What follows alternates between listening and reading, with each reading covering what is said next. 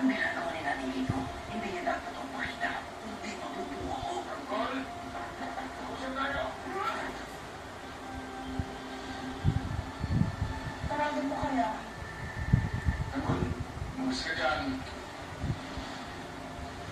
Asan si Tangkol? Bakit hindi natin siya makita sa sarili mong bahay? Baka ginagawa ko lang ang lahat ng mga nakakunin ako. Hindi kita pwede nakuhin.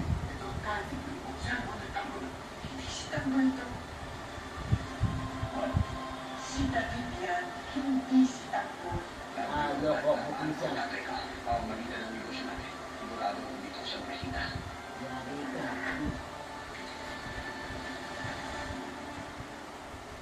Alam mo kasi